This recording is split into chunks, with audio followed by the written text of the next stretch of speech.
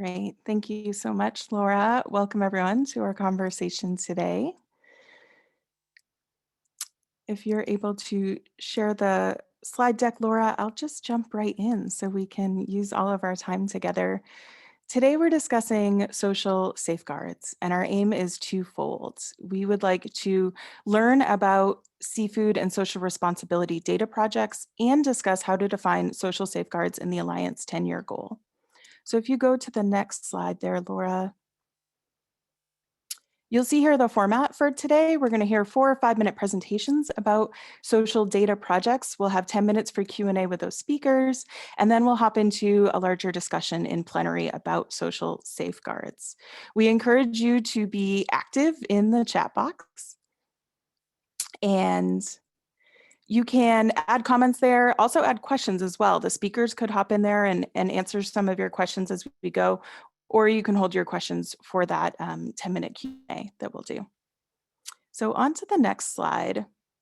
A reminder that one of our strategies at the Alliance is to use shared data to assess needs and prioritize actions.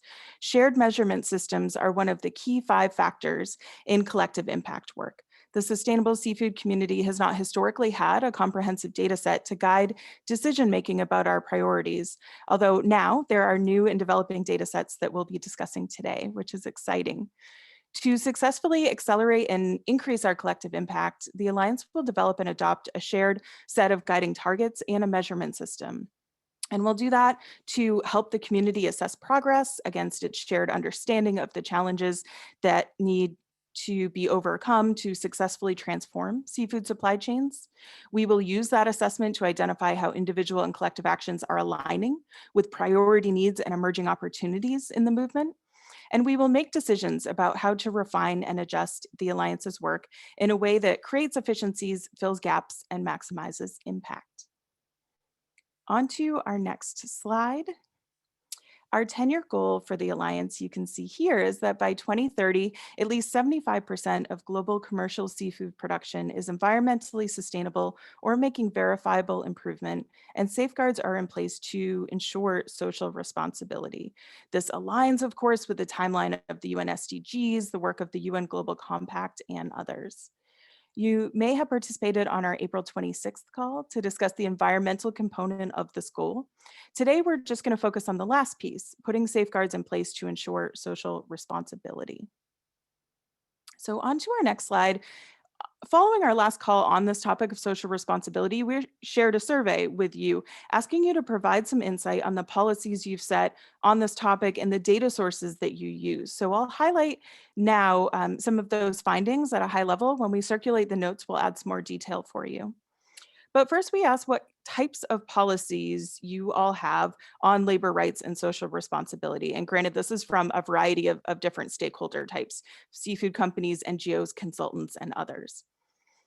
They fell into these 3 categories that you can see here. The most common were to address the most egregious abuses via human rights due diligence. And examples of those are implementing ILO C188 in key countries, programs like implementing grievance mechanisms and ethical recruitment, ending forced labor and ensuring decent work for migrant workers with a focus on Thailand and Taiwan, eliminating IUU, forced bonded, and child labor. There was also a group of work that you were doing around fisheries and social responsibility. And examples of those include addressing social responsibility in multi-jurisdictional fisheries, encouraging co-management in small-scale fisheries, improving business outcomes for members of co-management of associations in the Horn of Africa, implementing social responsibility in fishery improvement projects and seeing that reporting take place on fisheryprogress.org, and that the millions of people who harvest, produce, process, and sell seafood benefit and thrive in an inclusive and equitable industry with decent working conditions for all. So that will hopefully give you a sense of who's in the community and what they're working on. On to the next slide, we asked you what frameworks or conventions you use to define human rights and social responsibility in your work. I don't think there are many surprises here. You'll see at the top the ILO core conventions, 17 people out of 38 said they were using that. Others were the Monterey Framework, Again, C188, the UN Guiding Principles, the FAO Voluntary Guidelines, and the UN Declaration on Human Rights. So a lot of the typical frameworks and conventions being cited there. On to our next slide, we asked you what tools you use for self-assessment. And so here's that list. At the top is the Social Responsibility Assessment Tool, along with Fish Source Scores by SFP, RISE, the Responsible Sourcing Tool by Verite, the Seafood Task Force, and KPIs in Seafood Progress. I will note that the response numbers are lower here. For example, the Social Responsibility Assessment Tool had 5 people submit that answer. And so it could be 2 things, I think, going on. One, that maybe folks don't consider this work self-assessment and answered this question differently. And maybe also that we have work to do in making sure folks know about these resources so they can employ them in their self-assessment work. And next we asked, what risk assessments or data sources do you use to evaluate the level of human rights and social responsibility performance of a company, a fishery, or an aquaculture operation? And we have those results on our next slide. So here at the top, you can see the Global Slavery Index, then the Seafood Slavery Risk Tool, the TIP report, the Department of Labor list of goods, IU Fishing Index, and so on. What you see highlighted in orange here, the Seafood Slavery Risk Tool, we'll hear more about today from one of our speakers. And on to the next slide, we have a list of additional risk assessments and data sources that didn't make it onto the graph on the previous page. And here you can see the World Benchmarking Alliance SSI report, and we'll hear more about that today as well, along with 2 other projects that are in development. So that's a real quick overview of the survey results from all of you in our community.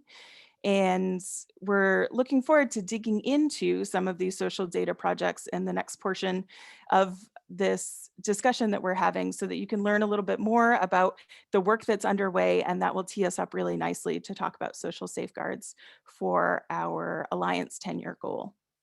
So with that, I would like to introduce our first speaker. Dr. Sarah McDonald of the Monterey Bay Aquarium Seafood Watch program will present the Seafood Slavery Risk Tool. Thanks, Sarah. Thanks, Mariah. Good morning, good afternoon, and good evening, everyone. Thank you for giving me the opportunity to talk about the Seafood Slavery Risk Tool.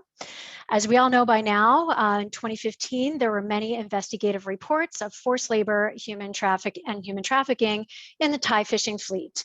And at that time, our business partners at Seafood Watch approached us, asking us, well, where do we begin? How do we start to address this issue? And at the same time, SFP's business partners approached them with the same ask. So we decided, let's partner together and work together to address this. In February of 2018, we launched a prototype of the Seafood Slavery Risk Tool in which we rated fisheries from low risk to critical risk using available evidence. We created 34 fisheries risk profiles, and after 6 months, we decided to review what was working and what wasn't. And we found that what was working and what we got positive feedback on was the in-depth synthesis and research analysis that we had done, synthesizing disparate sources of information. But the biggest challenge is lack of information at the product or fishery level in this case. And so therefore, we ended up rating a lot of fisheries based only on country level information. So understandably, we received a lot of pushback. And we decided at that time to revise our methodology. And we tried to address this lack of information in 2 ways. The first thing that we did is we decided to do away with the risk rating and rather describe relative risk of the same product across different countries to give businesses the opportunity to figure out where they should target their due diligence efforts first. Next slide. The next thing that we did is that we created a series of over 80 indicators supported through the literature, and they were divided into these broad bins. So first we have the majority of our indicators are actually at the country level. Not only do we look at whether or not countries have signed on to different ILO conventions, but we also look at regional socioeconomics, regional migration patterns. We look at corruption, enforcement, and essentially we describe the base risks at the country level. The next set of indicators we have are seafood industry level indicators, and these aren't necessarily tied to any particular products. We're also still looking at evidence. So there might be a tip report that shows there's evidence of forced labor or child labor in aquaculture in a particular country, but it's not tied to any particular product. So we incorporate that information in our indicators. And then finally, we have indicators at the product level. We look at now processing, fishing, and farming, and those numbers are just the numbers of indicators. Those primarily focus on conditions for workers, contracts, as well as recruitment practices, and that's common to all of them. But then we have specific indicators for each one of those very specific industries. We also consider a lack of information as inherently risky. Next slide, please. So we decided to pilot using tropical tuna. And so we are currently creating 20 different risk profiles of tuna fishing and or processing, depending on the country. Next slide, please. So one of our outputs is an interactive heat map, and this just shows 5 of the 20 tuna countries. And I want to call your attention to the upper left-hand corner of this. So users will have the opportunity to click on and off the different data layers or different indicator layers. So if you just want to look at tuna fishing and processing, you can turn off the country and seafood industry layers. If, however, maybe you're not interested in tuna, you're interested in another product, but we haven't looked at that product yet, you could turn off the fishing, the tuna layers, and just look at the country and seafood industry layers, because those are going to stay the same across countries, irrespective of products. Then that will give countries an idea of where they should conduct their due diligence first. Next slide, please. And so the other thing that we're doing, because we consider a lack of information inherently very risky, we also have created very specific due diligence questions tailored to each country and each product. And we start with questions that businesses should ask that will give them information that we were not able to find ourselves, because we think that's imperative for them to look at that first. Next slide, please. For those people who want to dive a little bit deeper, as I mentioned, we do summarize our base risks, which is the country level information, and we also have adjusted risks. So this is information based on the other layers, the industry, as well as the product information. Next slide, please. We also do summarize factors in tables, factors that increase or decrease the base risks. So factors that increase risks might be, for example, a country, they're targeting overfished stocks, or that country has been issued a yellow flag by the European Union for IUU fishing. Factors that decrease risks might be labor laws that might increase the minimum age of employment, or it might be that the industry is not employing any migrant laborers. Next slide, please. So we have, we also will have available the full PDF of each one of these risk profiles, which average about between 40 and 50 pages each. So we have different products for different end users. And so even though we're targeting seafood businesses and seafood producers, we feel like we have something for everybody, hopefully, and that some people might find the more in-depth information more interesting to them than the heat maps, and others might find the summaries more interesting.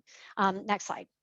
And that's all I have time for. So I thank you for your attention, and I'll be happy to answer questions during the Q&A or in the chat, and I'll put my email in the chat in case you're interested. Thank you so much. That's great. Thanks so much, Sarah. Really appreciate that presentation. Next, we have Dr. Alejandro Garcia Lozano of Arizona State University, who will present the Decent Work in Fisheries initiative.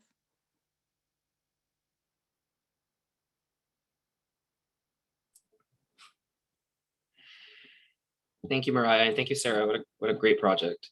So yes, my name is Alejandro Garcia, and I'm going to tell you a little bit about the Decent Work in Fisheries initiative. Can you all see my slide? I don't see it myself. Yeah, I don't see it either. Just one moment. Oh, here we go. Okay, just stay tuned. Just 1 second, please.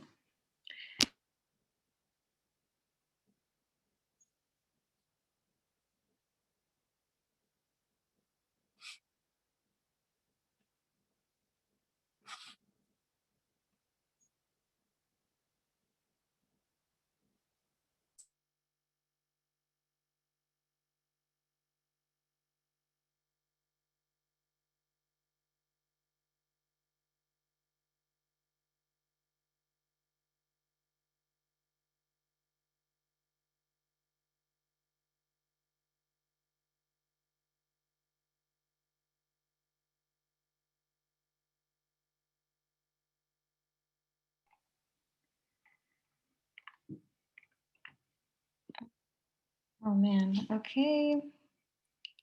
How about this deck? Is this showing up okay for you?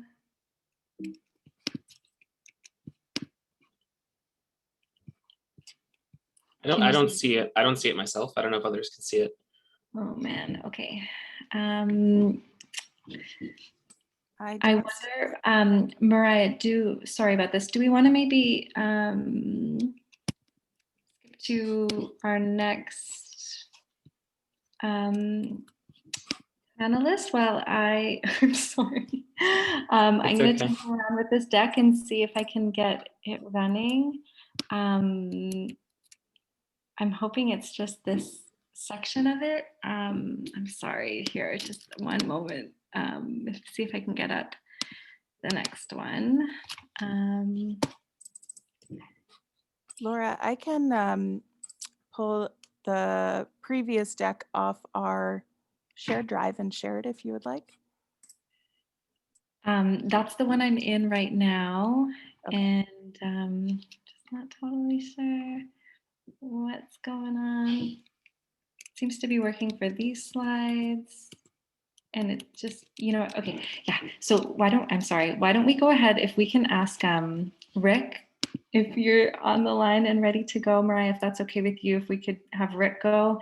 And then I think I'm gonna have to share Alejandro's slides separately. So if we could, I can do that in the background while Rick goes, if that works for everybody. Yeah, that's fine. Sorry about that, Alejandro. We'll do a little switch. No problem. And Rick, are you on the line? Is that possible? Yep, I'm on the line. Hello, Mariah. Super, thanks. So introducing next, Rick Berkers of the World Benchmarking Alliance, who will share their Seafood Stewardship Index. And then just to be clear, and shall I now continue without seeing my screen without seeing the PowerPoint as well? Yes, Laura, it says you've started screen sharing, but we can't see the slides. Gosh, okay. I'm so sorry. I don't know what's happening. Just one moment. This is the thing Jules and I were talking about as we got on the line. We're like, we don't need second monitors, do we? It's all good. We'll give everyone a little stretch break. It's fine.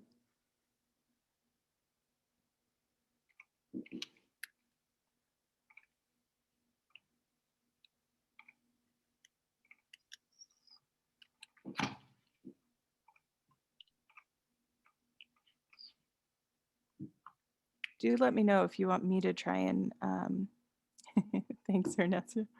Oh, we can see that. Can you see that? Okay. Yeah.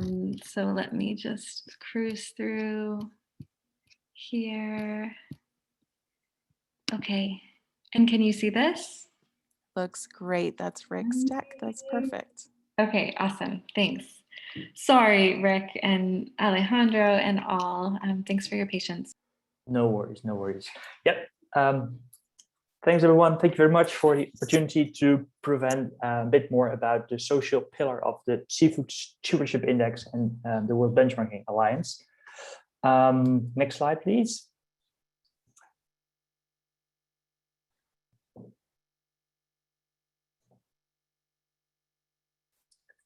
I think this is the slide 3. I think you need to go to slide 2. Yeah, I think this is one. Yeah, so first, a bit more context about the World Benchmarking Alliance, since we only were established in 2018. The mission of the World Benchmarking Alliance is to build a movement to measure and incentivize business impacts towards a more sustainable future that works for everyone. In order to enable this, the World Benchmarking Alliance has identified 7 transformations that need to take place to put society and the global economy on a more sustainable path to meet the SDGs. To turn these transformations into action, the World Benchmarking Alliance develops benchmarks that assess 2,000 of the world's most influential companies ranking and measuring them on their contributions to the SDGs. Our benchmarks will reveal both to companies and stakeholders where each company stands compared to its peers, where it can improve, and where urgent action is needed to deliver on the SDGs. Ranking and measuring the companies will give them the guidance to drive change and create accountability for those who don't change. The information we publish will be freely available to everyone, investors, governments, civil society, individuals, and the companies themselves, of course, will be empowered. Investors can influence the companies they invest in, governments can develop better policies, and civil society can direct public support and partnership efforts. Individuals can decide where to spend their money and where they would like to choose to work. Next slide, please. Yeah, the Sustainable Development Goals place people at the heart and promote an agenda that envisions a world where no one is left behind. Therefore, our social transformation sits at the heart of our systems transformation. So what does it mean? That means that all transformations we have a strong social component. For example, within the food and agriculture system, we are developing a food and agriculture benchmark where 350 companies across the entire food value chain are being benchmarked on key issues underpinning the food system transformation agenda. Examples of companies that are in scope of the food and agriculture benchmark are companies like Walmart, Cargill, and Coca-Cola. The Seafood Stewardship Index is what we call a spotlight index of the food and agriculture benchmark. The Seafood Stewardship Index benchmarks 30 of the leading seafood companies. And in the next slides, I will explain a bit more about the social pillar of the Seafood Stewardship Index. Yeah. So the first part of this pillar is our social transformation framework. This framework sets out the societal expectations that companies should meet in order to leave no one behind. This framework results in 18 core social indicators, as we call them, that provide an assessment of whether companies are on the path towards meeting these expectations. All 2,000 companies we benchmark across that 7 system transformation, including the companies that are in scope of the Seafood Stewardship Index, will be benchmarked against these core social indicators. And this assessment will be based on publicly available information. Next slide, please. Yeah, here you see an example of one of the core social indicators that we have developed about grievance mechanisms for workers. Here you see the indicator, you see the requirements for companies to meet these indicators. You see the guidance for companies, as well as the relevant normative guidance programs and reporting frameworks this indicator is based on and aligns with. Next slide, please. Yeah, the second part of the social pillar of the Seafood Stewardship Index are the seafood specific indicators. We have a set of 9 seafood specific indicators that build upon the social transformation framework and that assess critical issues, salient risks, and social inclusion in the seafood industry. The indicators address company commitments and policies, but the main focus is on the performance, results, and impacts of companies.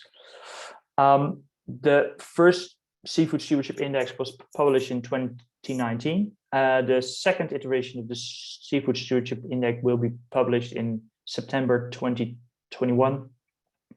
And that will be around the UN Food System Summit. And next and final slide, please. Yeah, and here you also see an example of one of the seafood specific indicators that we have developed. The Seafood Stewardship Index will be based on an assessment of publicly available information, where companies also have the opportunity to engage and provide additional information through an online survey that we prepare. Here, as I said, you can see an example of one of the seafood-specific indicators about working and living conditions on board of fishing vessels. Also here you see the indicator, also the rationale why we think that this indicator is important for the seafood industry. Requirements or elements for companies to meet this indicator, and the sources that we have used to develop this indicator as well. This was a short explanation of the social pillar or the social dimension of the Seafood Stewardship Index. Thank you very much for your time. That was great. Thanks so much, Rick. Really appreciate that presentation. And Laura, a question to you. Would you like to go to Tanya next or back to Alejandro? Oh, there we are. Look at that. Depends. Are you seeing anything on the screen right now? We are. It looks great. Okay, and the next, oh no, see now. Okay, so I think, man alive. Okay, I think I do, oh no, there we go. Oh my goodness, okay. There is something about these slides that are coming through funny. Okay, is that your second slide, Alejandro? Yes, it is. Okay, beautiful. Then you're up. Let's go. Apologies all. Thanks for bearing with us. Super. Thank you both. Okay, so I'm going to introduce again Dr. Alejandro Garcia Lozano of Arizona State University. Thanks so much for presenting the Decent Work in Fisheries project.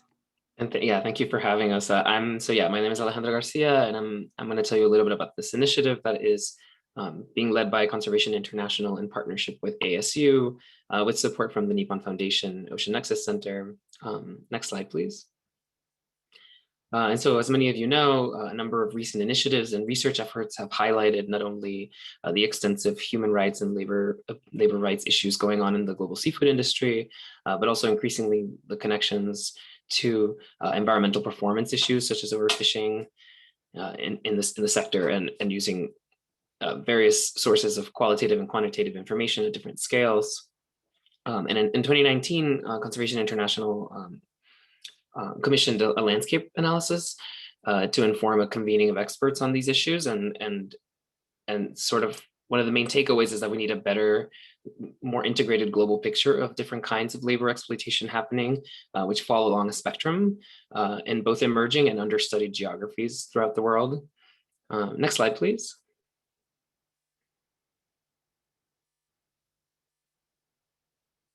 Oh,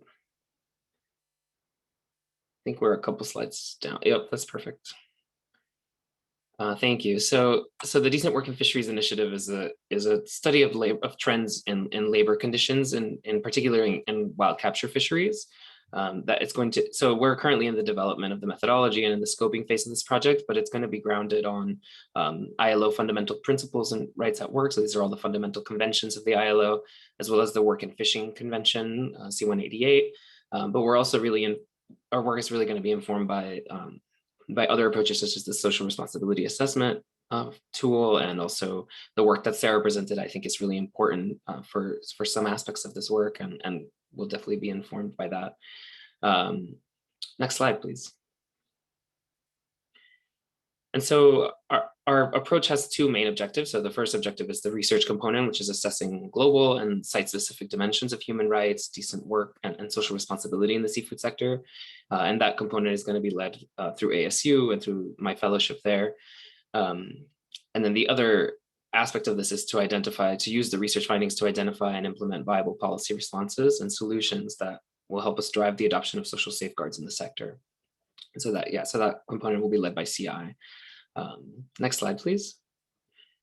Thank you. And so these are some of the research questions that are really driving our project and our curiosity at the moment. So we're really interested in the factors that enable and constrain decent work in fisheries in different places. We're really interested in learning about the dimensions of decent work that merit greater attention beyond some of the more severe abuses or things in the language of the ILO, the forms of labor that must be abolished, such as forced labor and child labor, things like this. We're really interested in how qualitative data sets can help us inform more global level indexes, such as the Global Slavery Index or the Global Fishing Index that the Minderoo Foundation is developing as well. And in line with that, we're really interested in the relationships between labor issues and more environmental performance issues. And so our approach will be a case study approach. We're going to develop in-depth case studies in key geographies. And we're going to employ both a desk-based kind of approach and then also interviews with key informants and hopefully also surveys with fishers and workers on the ground. And our goal is to link those things back to country level and fishery level data that already exists. Next slide, please. And we really want to be able to make sure we're having a conversation with more global efforts, as I mentioned, like the Minderoo Foundation's Global Fishing Index. Our hope is that the methodology we're developing for this initiative will be scaled to a wider range of geographies so that we can analyze social data together with data on global fisheries performance to produce novel insights on the interdependencies between exploitative labor and fisheries environmental performance aspects. And so through this kind of approach and also with complementary efforts that CI is leading, such as implementation of the social responsibility assessment in various FIPs and coastal fisheries, we really think that this initiative has potential to contribute to this goal of assessing 75% of the world's fisheries for social responsibility. Next slide, please. As far as the policy work stream that CI is leading, these are some of the policy mechanisms or levers that we've identified as really key for implementing and for developing effective policy responses. So promoting the adoption of international policies and agreements, driving national reform or regional policies that can be implemented, and also market incentives and adopting corporate policies that will help implement social safeguards. Next slide, please. And yeah, I just wanted to acknowledge the steering committee that's been informing this work, which is an incredibly diverse group and a very collaborative one. And so as far as timeline, we're going to be working, the bulk of the work will be this year, and we're hoping to have results disseminated by next year from these first case studies. And I just wanted to highlight also that, we see the audience as not only just academics and NGOs working on these issues of human rights and labor rights issues in fisheries, and those working at the intersection to environmental concerns such as IUU fishing, but also policy advocacy groups that we might be able to inform through the research findings. And so, yeah, thank you for having us, and happy to answer any questions. Great, thanks so much, Alejandro. We will hear one more presentation and then we will go into time for a Q&A. So if you have questions, pop them in the chat or hold them for that 10-minute Q&A period we'll have soon. Next up, we have Tanya Woodcock presenting, who works with the who works with the Certification and Ratings Collaboration. And Tanya will present the ideas they are scoping for future social data tools. Thanks. Thanks, Mara, and hi, everybody. I'm going to give a brief introduction to the Collaborations project on social data for seafood and summarise the work that's been done to date and the outputs so far. Next slide, please, Laura. Thank you. For those of you that aren't familiar, the Collaboration is a group of 5 global certification and ratings programs. That's the Aquaculture Stewardship Council, Fair Trade USA, the Marine Stewardship Council, the Monterey Bay Aquarium Seafood Watch Program, and Sustainable Fisheries Partnership. The Collaboration maintains the Sustainable Seafood Data Tool, which combines data from the member organisations into a global analysis of the sustainable seafood landscape. The tool shows the proportions of seafood production that are either certified or rated by Collaboration members in an improvement project, under assessment, or not yet assessed. The tool has recently undergone some updates, which were shared in an earlier CAS webinar, which allow users to filter the data by commodity or species and to differentiate between certified volumes by organisation. We are currently reviewing how to add a social dimension to the data tool in a similar way to the data that's now included. The aim of this is to show what is known about social dimensions in global seafood production, to see where progress has been made and where we as a community have more work to do, to direct improvement efforts to where they are most needed, and to highlight gaps in our knowledge and the need for more social data collection. The purpose of this project is to inform that process by making recommendations to the Collaboration on which social data to add to the tool and how it could be visually represented. Next slide, please. So the project started in Q3 of last year, the first part of which involved identifying organisations and individuals operating within the social space. We then carried out a data scoping exercise using desk research and outreach with those same groups to identify the available social data sources that are relevant to global seafood production. The findings from that data scoping exercise we used to prepare a set of draft recommendations, and these were sent out for stakeholder consultation recently in April. We're currently reviewing the feedback from that consultation, and the next steps will be to put together a revised set of draft recommendations and to socialise those with a select group of stakeholders through one-to-one calls. That feedback will then be used to finalise the recommendations this September, with the aim that some social data will be shown on the tool next year. Next slide, please. So the scope of this work is defined by the Collaborations Framework for Social Responsibility in the Seafood Sector. This uses the 3 principles of the Monterey Framework, which many of you are familiar with. And for this project, we are considering data relevant to Principle 1 of the framework, as outlined here, to protect human rights, dignity, and access to resources. Next slide, please.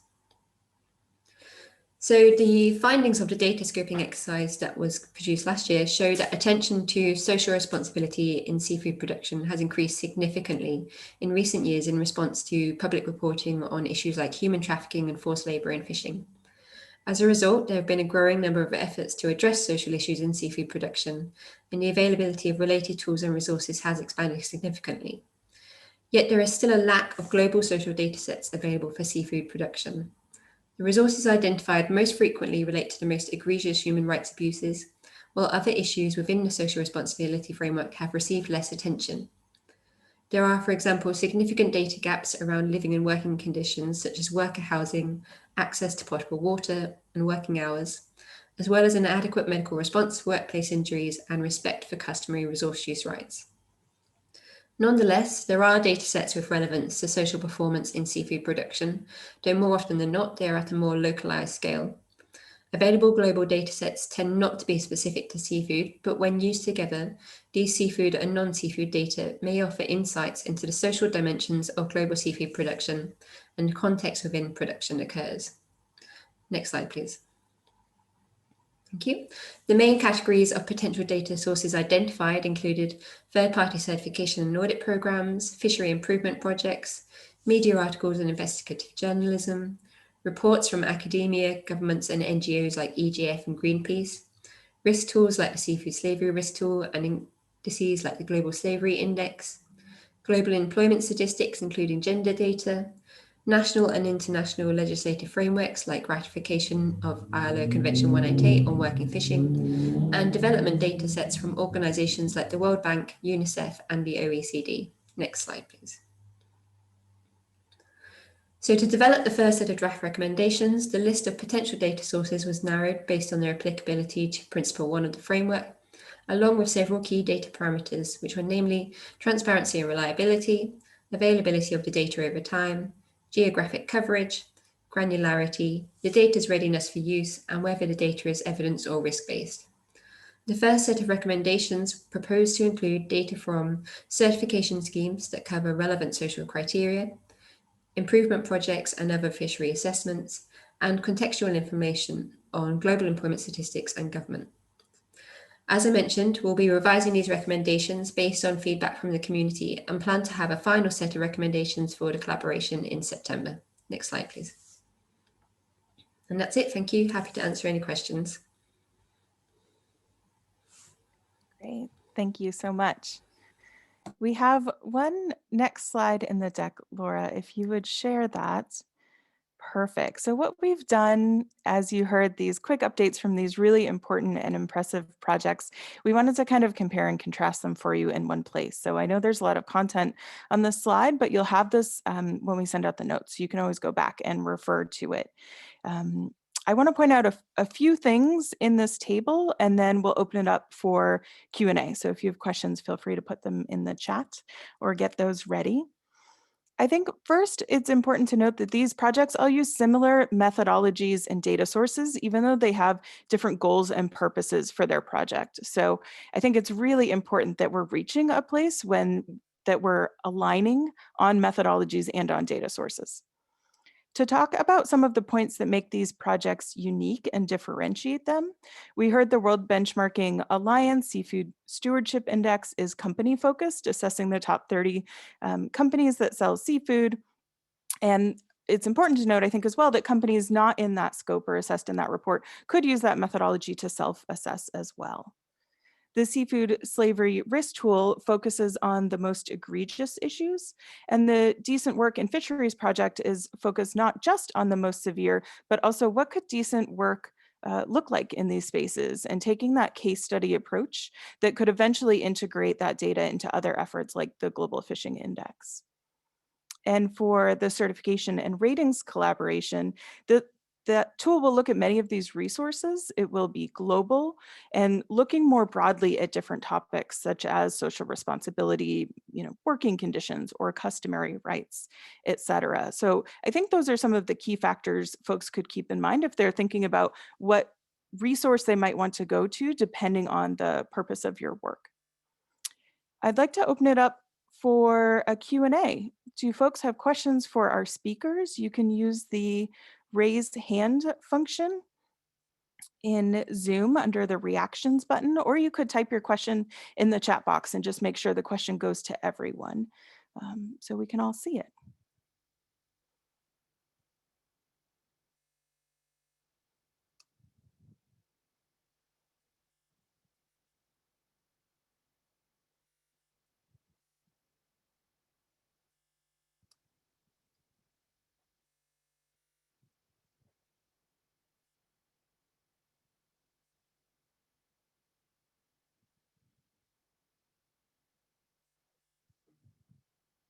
I'll give folks a minute in case anyone is thinking of questions, and if not, we'll move on. Maria, this is Jen. I have a question. Great. And pardon the snoring dog in the background.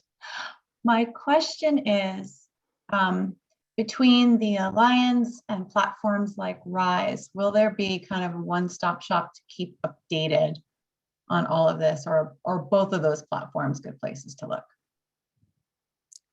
That's an important question. We at the Alliance definitely want to continue holding conversations like this where you can be exposed to a lot of new projects or projects underway. So they're coming down the line, and also have an opportunity to ask questions and interact.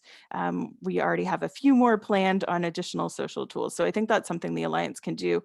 We are talking about a resource center in addition to hearing on presentations like this, what is out there, thinking about what kind of space on our website might be needed for certain tools, resources, reports. We know there's a lot of great information out there, and I think it is important to make sure everyone knows about those.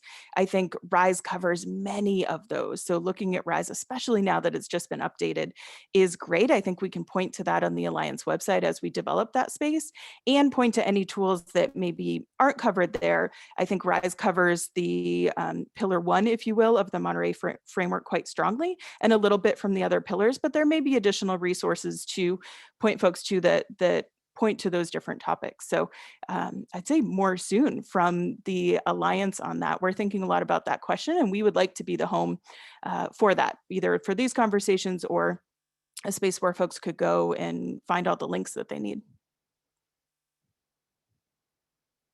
Thanks, Jen. Thank you. Question from David Hammond in the chat. Which projects are insisting on the inclusion of mandatory human rights due diligence consideration by FIPS? I don't know if that's a component of any of the projects we heard of, but if it is, please, to any of our speakers, go ahead and chime in.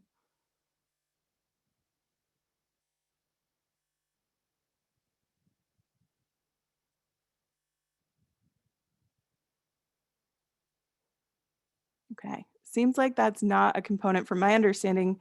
Oh, Alejandra, do you want to chime in?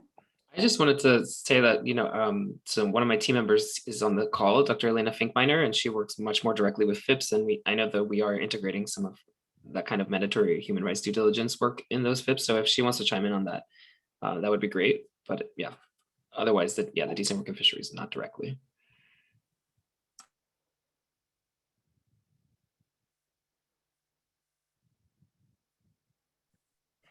Can everybody hear me okay?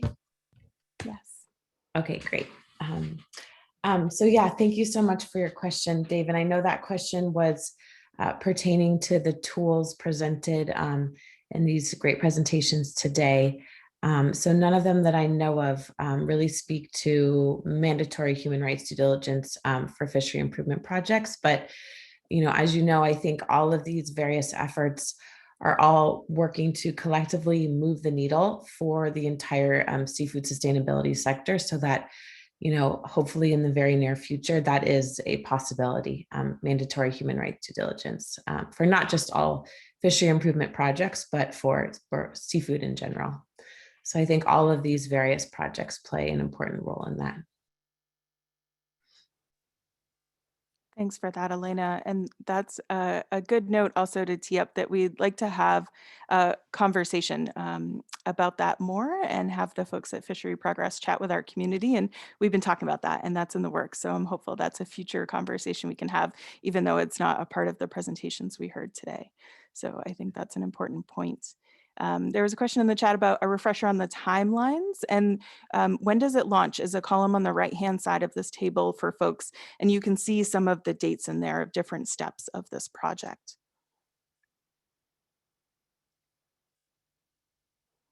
Super. Any final questions?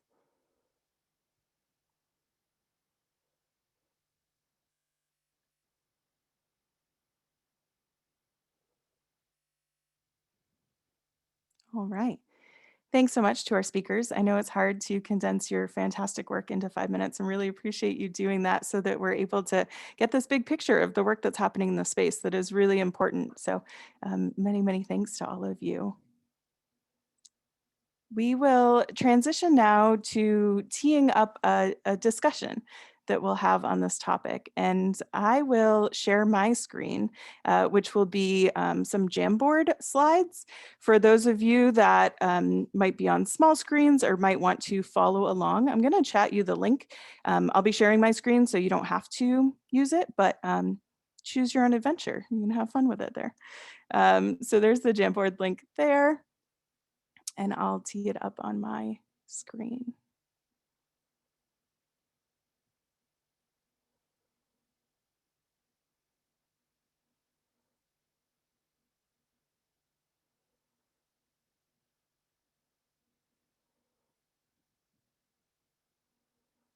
Okay, great. And hopefully you can see just the Jamboard up there.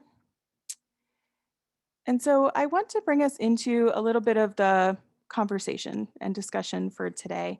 I reached out to some experts on human and labor rights and asked for their thoughts to seed our discussion and conversation.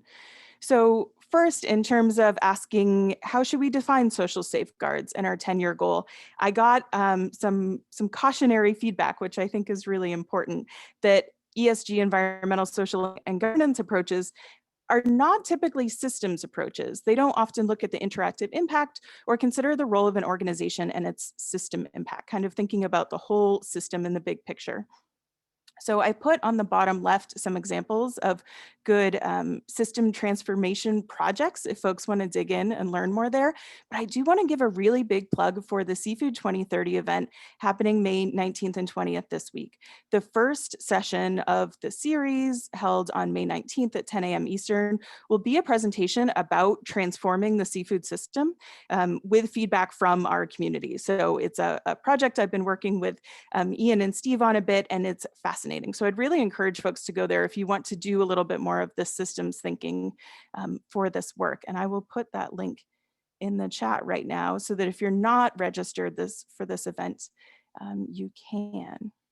And the Alliance is also presenting at this event as the last event on the second day. There's the link there. Super. So I think this is important for us to keep in mind. Let's keep this systems transformation approach and just not replicate what we've done in our environmental work for this work on social responsibility. So now a question to all of you, and I'd like you to answer in the chat. How do you define social safeguards in your work if you use that term? Maybe use a different term. No worries. Thank you, David. What I put in the Jamboard here are examples of how the FAO defines social safeguards, how the World Bank defines social safeguards. And then I also put the definition for due diligence, because I think people use that term in a different way, but in the same context of work. So if you use social safeguards in your organization, what does it mean to you? It doesn't have to be a formal definition, but just trying to get a sense of, do people use that word and what does it mean to them?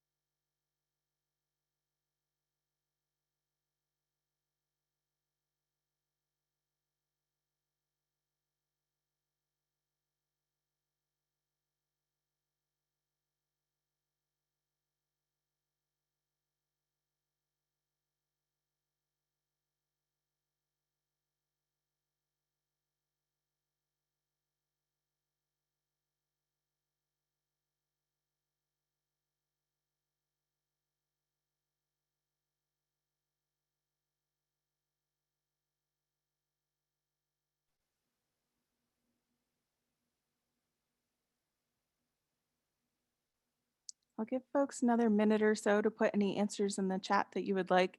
It's also fair if you just want to share the FAO definition is similar to what we use or the World Bank definition, or that you don't use that term. One piece of feedback I heard in doing this outreach to folks was that they think of social safeguards sometimes as remediation work only, and that it's not encompassing of the full kind of proactive work in that space.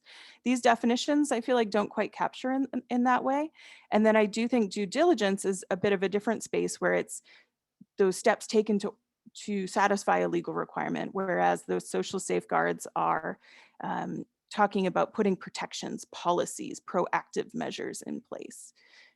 Thanks, Elena, in the chat. I see protocols for assessing and addressing actual or potential social and human rights risks. And Monica, we're increasingly using the FAO definition. That's great. That's helpful feedback.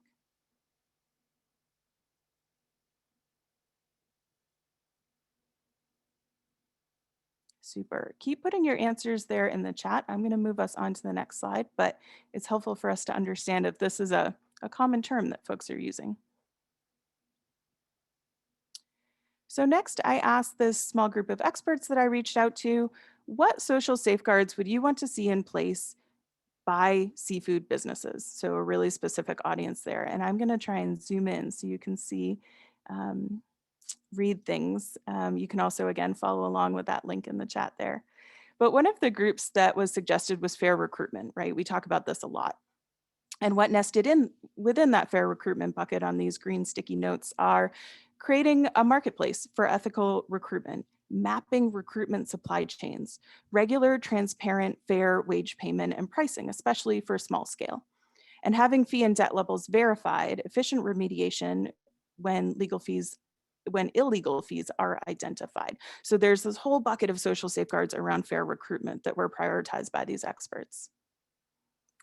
Similarly, this one is about creating relationships that enable suppliers to institutionalize good labor practices. And what falls within that is seriously assessing and changing purchasing practices, tying corporate incentives to social and ESG outcomes. So talking about even bonuses within a company tied to that structure. And ensuring their support for the true cost of product and moving away from price as a single driver, which we know is a challenge. There is a note here in blue about keeping in mind that certifications and audits are tools and not the final goal, as they create expense and don't always catch or guard against violations and abuses. We are planning a call, as you can see noted here, soon to discuss this, some of the shortcomings of social audits that we've learned about from other sectors. And so we want to dive deeper on that topic and have more of a conversation with the community. So more on that soon. Next, you can see worker power is another group that was prioritized by these experts, and this includes demanding vessels and factories unionize, creating a trusted pathway for remediation of grievances, that we protect workers' rights to unionize, associate, and collectively bargain, and make workers a part of decision-making. And last but not least is implementing due diligence. So mapping supply chains bait to plate and making that information public, going beyond the processor level as well. Entering into binding agreements and incentivizing shifts financially. Making sure that due diligence is mandatory and not risk-based. I know David had to hop off the call, but that's what he was asking about earlier. So we'll make sure we get back to him there. And then making ESG a part of corporate governance and procedures rather than an add-on or an afterthought in the work. So I'm going to zoom back out again so you can see these categories. But again, there's a cluster around fair recruitment, implementing due diligence, worker power, and then creating relationships and really making this work within supply chains. If we then shift to say this was for seafood companies, what social safeguards might we want to see in place for governments? It's a different set. We see big picture, we want to implement laws, regulations, inspections, and enforcement on all aspects of human rights. And within that, that means holding retailers and brands accountable for their supply chain practices, ensuring well-trained and well-equipped labor inspectors, using trade levers to create risk for suppliers, governments enacting mandatory, again, human rights due diligence and other legislation, and protecting rights to organize and collective bargaining and ESG rights, the economic, social, and cultural rights. So this then a slightly different take on some of those same priorities, but with this audience of governments. I then asked the tricky question to these experts that of how we would measure this. So for example, what would we see decrease over time if we were making progress, if we were implementing these social safeguards? And again, we kind of got some cautionary pushback here, which I think is really right and appropriate. So if we see at the top impact, we're really asking this question, what difference will this make in the lives of farmers and fishers and their families? And that's what we're after. That's the change we want in the world. And below, the indicators are the data sources we can use to be a proxy for that, right? It's not always measuring that exact impact, but it's helping us understand what progress we're making. And so up here, we see some suggestions on how we're measuring the impact and that change we'll want to see in the world.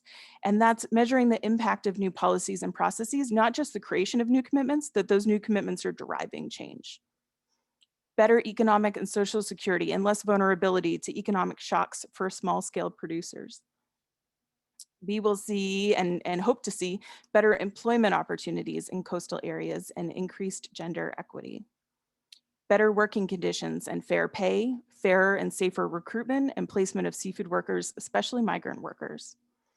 And another kind of note of caution in yellow here on the right-hand side is that you will find violations. And so this recommendation to not cut and run before you've had a chance to double down and work on remediation and improvement. Of course, when folks are doing this work, there will be discovering a lot of things and issues to address before things start to improve and we see indicators change.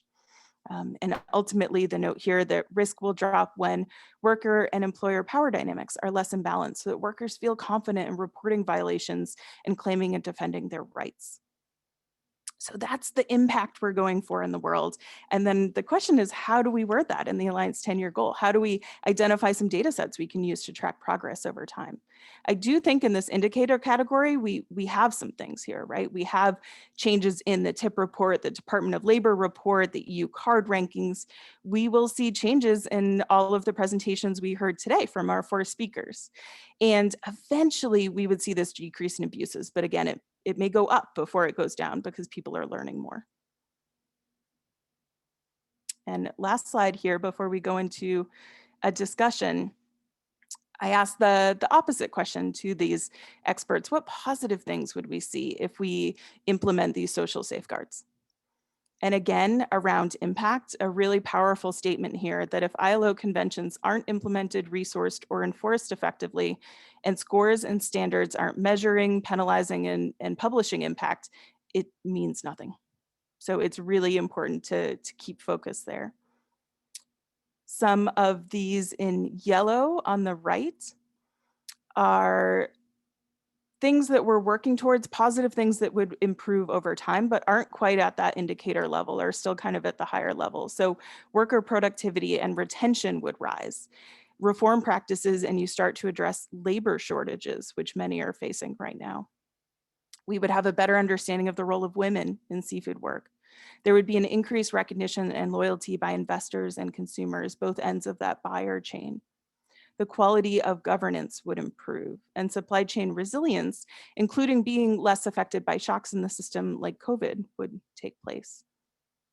And so again, back to this question of, okay, what indicators do we have to measure those positive changes? They're down here in orange. We might see examples of remediation increase following reports via worker voice. That would be a positive. We would see supply chain maps and vessel lists made public, which are an important component of FIPS reporting on social responsibility on fisheryprogress.org. We would see, again, that mandatory human rights due diligence legislation increasing. We'd see FIPS using the triple impact framework and including social responsibility in their work. And we'd see ratifications of international labor and fishing treaties increase. So these, again, are things we could use as proxies to measure this positive improvement over time. So that brings us to the really difficult question of how do we word our 10-year goal and how do we want to define it? In these 2 notes here, I did my best to summarize what was suggested by those experts that we just reviewed in a couple of notes. So the first on the left, by 2030, fair recruitment practices are in place, workers are empowered, and mandatory human rights due diligence is the norm. That could be the 10-year goal that we are working towards, especially with that focus on businesses and what they can accomplish. On the right, we have that for governments. So by 2030, governments have implemented mandatory human rights due diligence legislation that is well enforced and that holds retailers and brands responsible for their supply chains. This is a starting place. This is where I want to start our conversation and discussion. And I know there's been some discussion in the chat, but I haven't followed since I've been sharing my screen. But I'd be interested in any folks that want to chime in. Does this sound right? Are we on the right track here? Do you have recommendations for what this 2030 goal could be? I'll type them on a sticky note. Or I'd open it up to questions from folks as well. So feel free to use the raise hand function or put your comments in the chat box.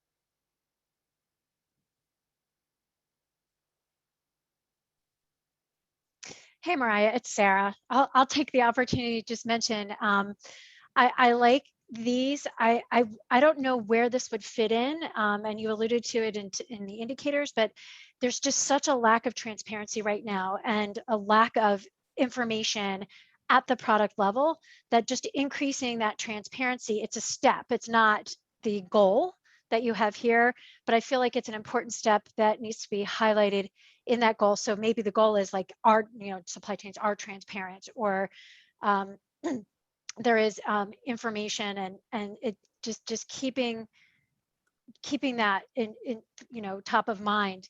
I think that everyone who works in the space struggles with trying to find this information, and sometimes it's easier to find it at some levels than others, but the seafood supply chains are just inherently complicated and opaque and just really murky. And so that's one thought I had. I think that's a great addition.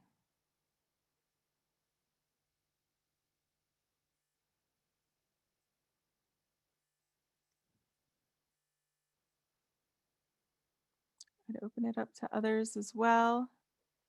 And you are welcome to just come off mute. You don't have to use that raise hand function. Or Marcelo, I see that you are. Go ahead and chime in. Hi, Maria. Can you hear me? Yes. Yeah, thank you very much. Well, congratulations for all the presentation. Really nice and clear. In 5 minutes, it's a challenge to summarize everything. And also this interactive map, I would say. But just touching the first safeguard that you are proposing here, by 2030, fair recruitment practices are in place. The scope for this is the entire seafood industry. Yes, our goal for environmental was global commercial seafood production. So I think it's fair to ask, which is maybe what you're getting at, is 2030 the right year, or would we want to put a percentage in front of that? For environmental, it's 75% sustainable or improving by 2030, which is ambitious on the environmental side. And I think on the social side, it's maybe a step or two behind that work. Yeah, but also link to Sarah comment regarding transparency and access to documents and to assess a different industry. If I read this like a procurement manager from Tesco or like sustainable manager of Walmart, I would get scared a little bit, because I say, well, there is no fair recruitment practices in the industry right now. And it's right, if seafood industry is a segmented industry. We have the tuna industry, we have the pelagic longliners, the frozen longliners, and I would rather try to put this same, but by industry probably is going to be, I don't know if too specific, but that is what when I have to talk to sustainable managers and procurement managers from retailers in the US, in Canada, or in Europe, everybody try tuna industry like they are talking to, I don't know, frozen longliners. It's like the industry doesn't have anything in place. And that is why I am supporting comment from Sarah, because it's a lack of transparency and reporting from specific and different segments in the seafood industry, especially harvesting and harvested in aquaculture, but also harvested in the wild caught. And probably putting a earlier year or by a milestone by 2030, 100% or 80, but before something shorter, I don't know, I would say 50%. Industries is moving fast. What I am, I am working with private industry and fleets and aquaculture industry in Asia, Europe, and Oceania. They are moving fast with this type of process. I don't know if 2030 we can expect something else in a different segment from tuna industry. So it's just to put on the table this topic regarding segmentation of fisheries and also aquaculture. Thank you. All really good points. Thank you.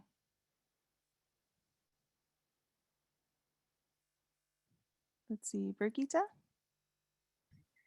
Thanks, Mariah, and thanks for some really good presentations in a very short time span.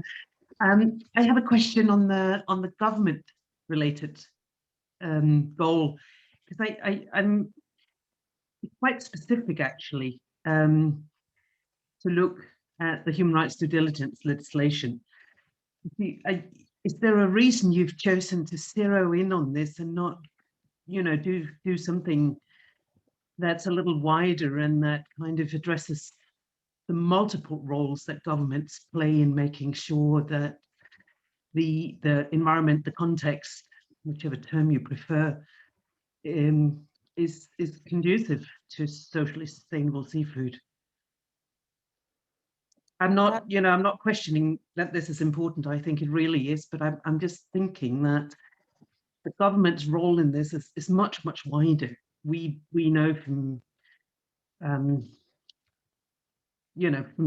research and from practice that government policies, when it comes to social protection, education, employment policies, a whole lot of things are important in order to create an environment where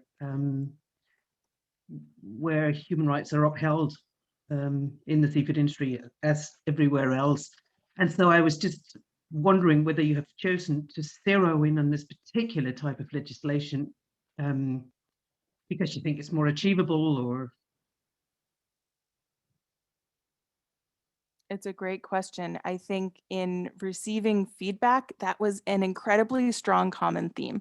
So I wanted to make sure it was captured here. It's fair that on previous slides, other labor and fishery conventions, legislation did come up as well. And I think that could be added in terms of the rulemaking portion.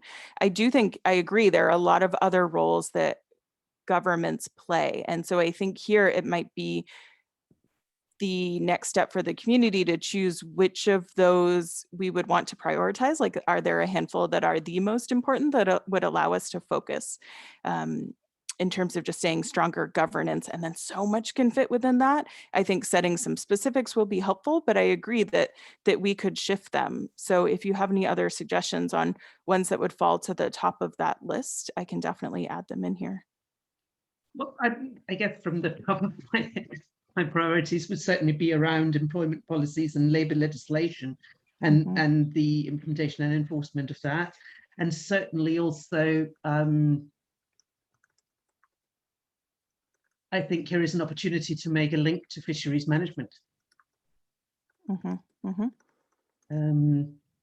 then you can consider, for me, the evidence that's available in the field that I work in the most, which is obviously the most egregious violations, is very clearly that it's the policy mix that matters. So it's not one particular policy, but it's making sure that you have a policy mix that addresses some of the underlying factors, some of the drivers of this. And that includes, for example, making sure that young people have access, or children have access to education, and young people have access to decent work and to training, vocational training, for example. And that social protection is critically important, so that people have a safety net in case of an economic shock, for example. Could also include things like insurance of assets and crops and things like this,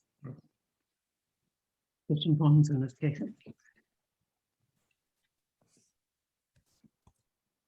That's great. Thank you. I've captured those here. And I see in the notes or in the chat some people adding to that as well. Any others? Hi, Maria. It's me again. Yes. I just shared with everyone a link with ILO ratification.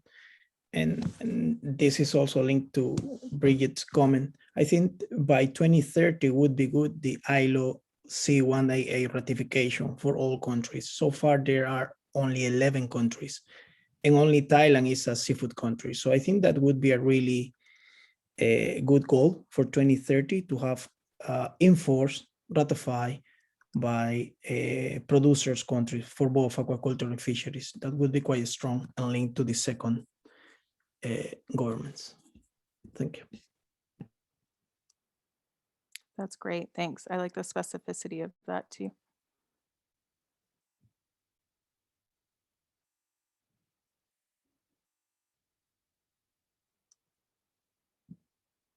Do any others want to weigh in as we think about crafting this goal that we're working towards?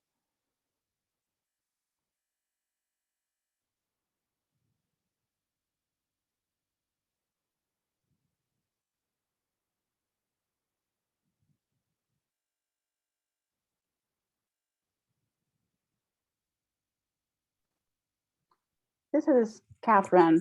I put this in the chat, but I think that, you know, I do personally think about this as sort of a two-prong, that there's about sort of these safeguards to do no harm, and then there's the things that you want to do to really drive, you know, drive sustainable livelihoods more broadly, you know, drive equity and equality and empowerment. And I think, you know, that, so depending on how you want to frame this and what the Alliance wants your goal to be, I think you really need to think about, you know, not just these sticky notes, but like the framing above it of, you know, it's not just, is it just safeguards you're focusing on now? And maybe it is. But if it's beyond that, I also think, you know, in both cases, I also think you should be thinking not just about large vessels and workers, but about sort of small fishers and livelihoods and fair prices. And so I think, you know, there also maybe you're missing a sticky note that's more specific about, you know, the dignity of small fishers or their livelihoods or their pricing they receive, and their transparency in agreements that, you know, they have fair contracting. Yes, that's great. I like that addition. Thank you. And Monica, you have your hand up as well. Yes, hi. I quite like where everyone's going and the points about transparency, because that has been our biggest struggle. But I just want to touch on, like, fair recruitment practices can have a very nuanced, country-specific kind of viewpoint. And I think if we're going to put that out there, we need to really craft exactly what we mean by fair recruitment, because for one country, it can be one thing, and for another country, it can be something else. And then, you know, what works in the US would, like, you take a fishery in South Africa and you go put it in the US, and you might not have fair recruitment coming through, but it's perfectly fair under South African laws.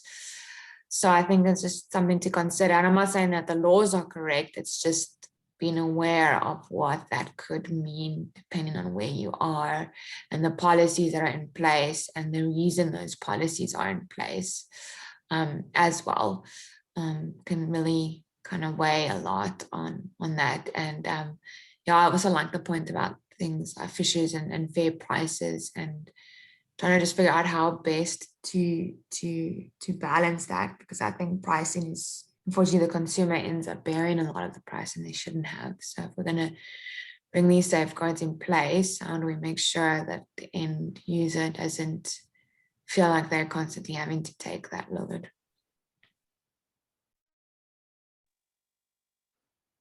All great points. Thank you. I've captured that there. And it is fair, to Catherine's point as well, like what is kind of the level above this. And I did at the bottom right put our vision for the Alliance.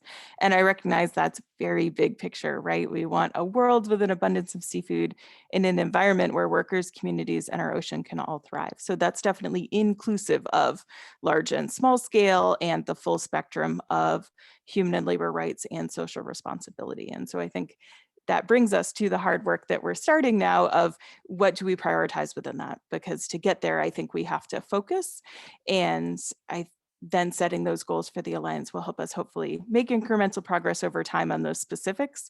While granted, a bunch of great work can happen on a variety of topics, but for the work of our community to be able to focus in a few areas, I think will be important. And if we achieve them, or even achieve them early, then we could set other priorities and do other work. Any final thoughts or comments from folks?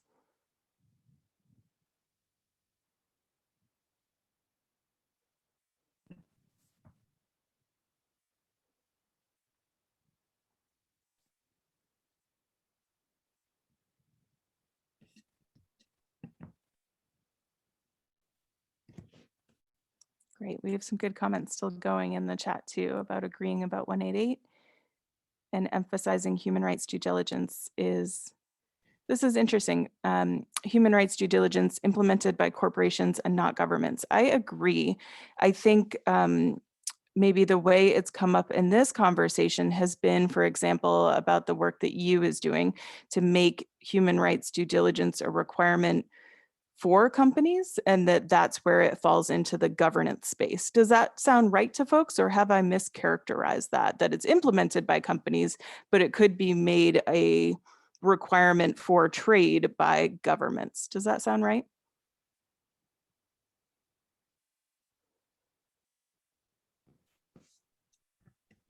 Mariah, I think that sounds right to me. This is Elena Finkbeiner.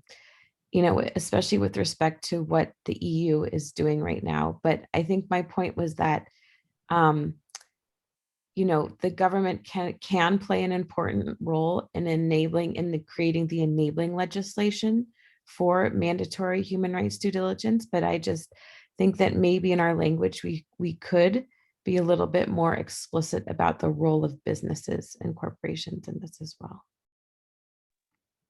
Great. Okay, that's an important and really helpful distinction. Thank you.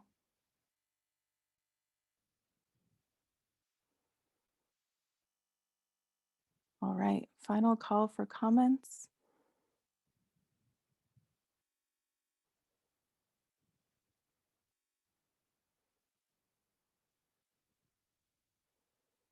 Super. I'm going to stop sharing this Jamboard with all of you, but you have the link in the chat if you want to go back and reference it. We'll also circulate it in the notes and next steps as we get back to you on the work we're doing there. In closing, let me pull up my notes here. I have a link to share with all of you as we're going to have part 2 of this conversation to and add a time zone that includes our friends in Australia and Asia and Oceania. So if you're up for a later conversation, this time probably won't work for Europe, but should work for most others. Join us for that follow-up conversation this week, where folks will view that recording and then join us for a discussion. So we'll be able to brainstorm and pull apart those goals even further. And I just put the link in the chat to register for that event. In terms of today, thank you all for your attendance. Thanks for adding your thoughts. A big thanks to our presenters today. At the end of the week or early next week, we'll share the notes. We'll immediately turn around this recording so that folks can view it before that May 20th, 21st discussion that we'll have this week. And then we'll synthesize, we'll process all this feedback that we've heard from you and advance our work to define that social safeguards goal for the Alliance and share those next steps with you. So with that, I would like to thank you all so much for your attendance, and I hope you have a great rest of your day. Thank you. Thanks all. Thank you. Take care, everybody. Bye-bye. Bye. Thank you. Bye. Thanks, Maria.